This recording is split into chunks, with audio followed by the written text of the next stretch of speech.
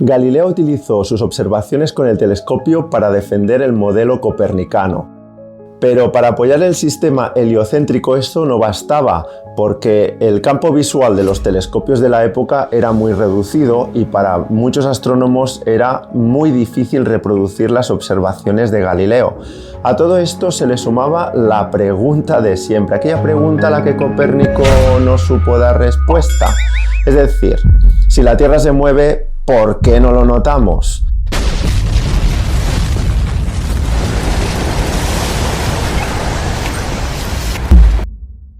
Sin embargo, Galileo, en su obra más polémica, la de los diálogos, la que le valió la condena por parte de la Santa Inquisición, ahí él sí que dio con la respuesta en boca del personaje llamado Salviati. Textualmente dice que el error de los defensores del geocentrismo es pensar que si soltamos una piedra desde lo alto de una torre, esta no puede caer justo debajo porque durante la caída, si la Tierra se mueve, el suelo se habrá desplazado una cierta distancia.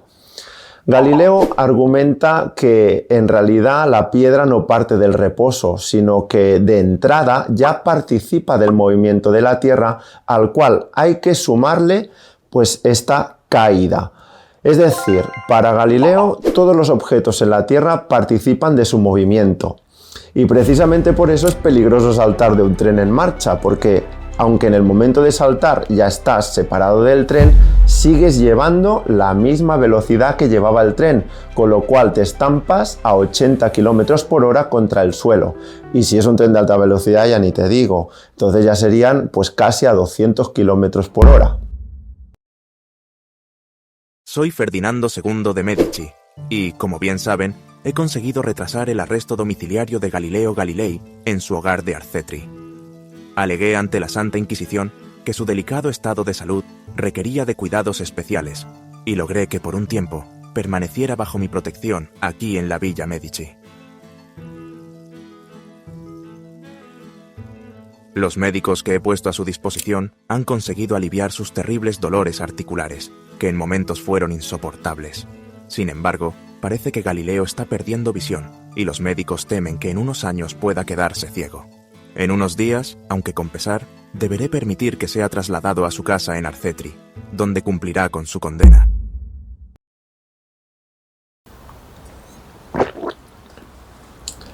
Es decir, que de algún modo, según Galileo, todos los objetos tienen tendencia a mantener su estado de movimiento. Esto es lo que hoy día se conoce como principio de inercia. Y sí, obviamente contradice pues otra idea aristotélica todavía vigente en el siglo XVII. Y esta idea es que para mantener un estado de movimiento pues hay que hacer algo, hay que realizar una acción. Pero Galileo no dice esto. Galileo dice que no hace falta hacer nada. Textualmente dice que hay que dejarlo estar. También argumenta que en la vida cotidiana esto tampoco se deduce tan fácilmente. ¿Y por qué? Pues porque para que mantenga el estado de movimiento hay que quitar todos los impedimentos, es decir, hay que quitar paredes, hay que quitar el rozamiento. Y te preguntarás, pero todo esto Galileo, ¿cuándo lo descubrió y cómo? Y si no te lo preguntas, ya hago yo la pregunta por ti, tranquilo. Pues en realidad esto lo estudió ya en 1589. Entre 1589 y 1592, cuando hizo el cambio de Pisa a Padua, fue cuando hizo varios estudios sobre el movimiento. De hecho, pues cuenta en su última obra, porque es que todos estos estudios que hizo en esa época después los recopiló en una obra que escribiría mucho más tarde, que escribió en los últimos años de su vida. Soy Vincenzo Galilei, y con gran alegría, quiero compartir la noticia del nacimiento de mi tercer hijo, Cosimo Galilei.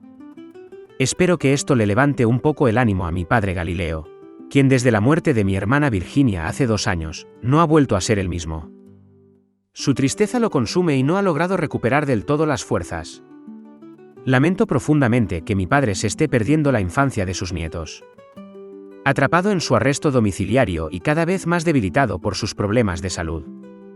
Aunque, al menos, a Galileo Jr. y a Carlos y pudo verlos cuando eran bebés, ya que nacieron apenas unos pocos años antes de su condena. Ahora el problema es que mi padre está perdiendo cada vez más visión. Quiero pedir un nuevo permiso para que pueda ir a Florencia y un médico le haga un tratamiento.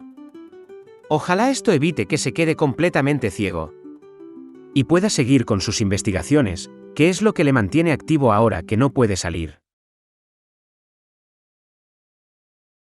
Bueno, a lo que iba. En esta obra pues cuenta que él trabajaba con unas bolas de bronce bruñidas sobre una superficie pulida y que al dar un empujoncito se dio cuenta que mantenía bastante bien el movimiento, que sí que acababa parándose, pero muy lentamente. Y además, a medida que iba puliendo las superficies, pues parecía que el movimiento iba perpetuándose durante más tiempo, con lo cual dedujo que si las superficies fueran muy pulidas, con solo un leve empujoncito, pues el movimiento de esas bolas se mantendría ad infinitum. Con esto dedujo que el movimiento natural de los objetos es el movimiento uniforme. Y te preguntarás, ¿pero qué es el movimiento uniforme? Pues tranquilo, porque todo esto lo explica en su última obra, esta obra que escribió durante su arresto domiciliario, que se llama Discorsi Demonstrazioni Matematica intorno a due nuove scienze attenenti alla meccanica e movimenti locali. Bueno, es igual. En esta obra tan importante como la anterior, como los diálogos, incluso quizás más, definió la velocidad como desplazamiento partido tiempo y también definió el movimiento uniforme como aquel en el que se producen desplazamientos iguales en tiempos iguales. Es decir, que si en 2 segundos te has desplazado 10 metros, en los siguientes 2 segundos el desplazamiento también va a ser 10 metros y en los siguientes 2 otros 10 metros. Esto es un movimiento uniforme, un movimiento en el que la velocidad se mantiene constante. Soy Benedetto Castelli, discípulo de Galileo Galilei, y hemos trazado un plan para sacar de contrabando su última obra, los Discorsi, hacia Leiden, en Holanda, donde será publicada sin problemas.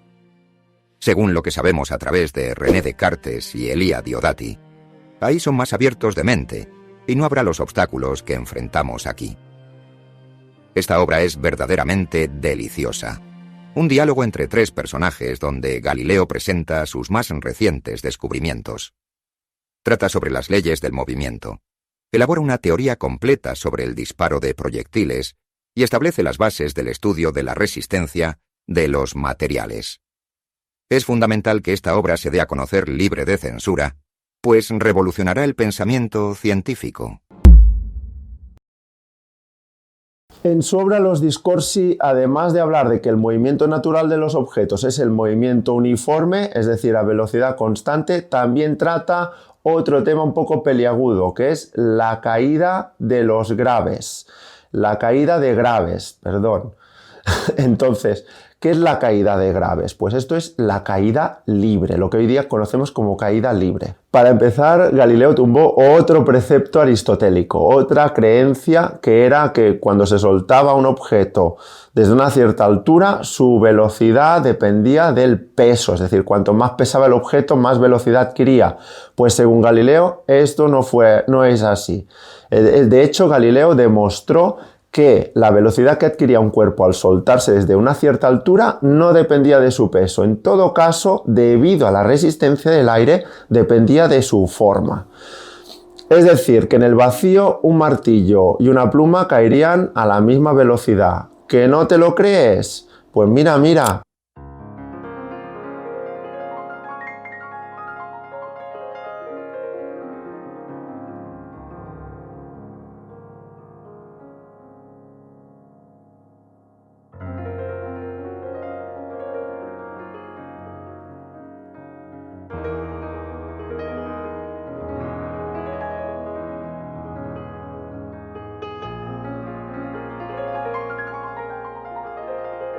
Para demostrar esto, obviamente Galileo llevó a cabo experimentos, sus famosos experimentos con planos inclinados.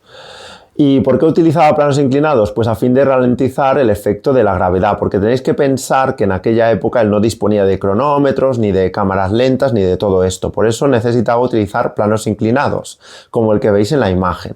Entonces él soltaba bolas de bronce desde lo alto del plano inclinado e independientemente del peso de las bolas se dio cuenta que llegaban al final del plano inclinado pues con el mismo número de oscilaciones del péndulo. De ese péndulo que veis ahí en lo alto del plano inclinado. Eso era lo que él utilizaba para medir el tiempo. Ya os digo que no había cronómetros, hombre.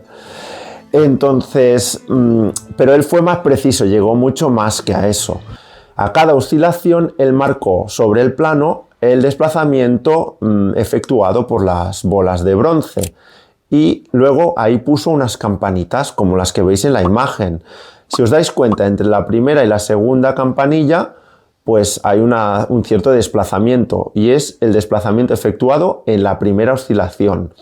Y el desplazamiento que hay entre la primera y la tercera campana pues corresponde a 2 oscilaciones del péndulo. Y ahora fijaros bien, porque la distancia entre la primera y la tercera campana es 4 veces mayor que la distancia entre la primera y la segunda. Efectivamente, y además Galileo también se dio cuenta que en una tercera oscilación pues el desplazamiento era 9 veces mayor que el efectuado en la primera oscilación. ¿Os dais cuenta ya? Un poco, él sí se dio cuenta que había una relación cuadrática. De aquí obtuvo la fórmula x es igual a una constante de proporcionalidad desconocida multiplicada por el tiempo al cuadrado. También se dio cuenta que las bolas al descender por el plano inclinado como que la velocidad aumentaba progresivamente. A eso lo llamó movimiento uniformemente acelerado y estableció que el aumento de velocidad era el mismo para tiempos iguales y eso era lo que definía ese tipo de movimiento. Para aclararlo más, que si en los 2 primeros segundos pasamos de 0 a 4 metros por segundo, en los 2 siguientes incrementamos nuevamente 4, es decir, pasamos de 4 a 8 metros por segundo y en los 2 siguientes segundos incrementamos otros 4, de 8 a 12 metros por segundo. Así es como funciona el movimiento uniformemente acelerado, que obviamente se corresponde con la caída libre o caída de graves, que es un caso particular de ese movimiento. A todo esto, pues ya tenía otra fórmula, que es velocidad es igual a aceleración por tiempo. Vaya, no me queda agua, no sé qué voy a hacer. En fin, que ahí no se quedó la cosa, porque los discorsi también argumenta una cosa muy curiosa, y es que puede equiparar este nuevo movimiento con el movimiento uniforme si cogemos la fórmula de la velocidad, es decir, desplazamiento partido tiempo, y en vez de poner la velocidad, ponemos la velocidad promedio. ¿Y cuál era la velocidad promedio de las bolas al descender por el plano inclinado? Pues como empiezan desde 0 y terminan con una cierta velocidad final, pues la velocidad promedio va a ser velocidad final partido por 2. Esa era la velocidad promedio en el caso de la caída libre. Entonces, de esta fórmula él despejó el desplazamiento se corresponde con la posición final. Entonces, pues la posición final, x es igual a 1/2 de la velocidad por el tiempo. Pero claro, la velocidad final tiene que ser aceleración por tiempo, por la otra fórmula que él dedujo. Y al sustituir, ¿qué es lo que obtiene? Pues fíjate bien, posición, es decir, x es igual a 1/2 de la aceleración por el tiempo al cuadrado. ¿Cómo te has quedado? Pues efectivamente es la misma fórmula que él dedujo empíricamente, donde ahora sí que se ve clarísimamente que la constante de proporcionalidad es la mitad de la aceleración. En fin, muy curioso ver cómo él desarrolló todos estos movimientos, el movimiento uniforme, el movimiento uniformemente acelerado, en su obra Los Discorsi.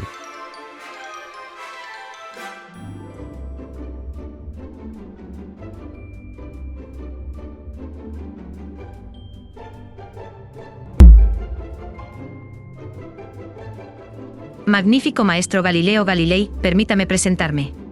Soy Vincenzo Viviani, y aunque solo tengo 17 años, he sido recomendado por el ilustre evangelista Torricelli, y por el gran duque Ferdinando II de Medici, su amigo y protector. Vengo para asistirle en sus investigaciones, porque sé que sus problemas de ceguera no han apagado su brillante mente. Mi misión es ser sus ojos, sus manos, su discípulo, para continuar el legado que usted ha construido.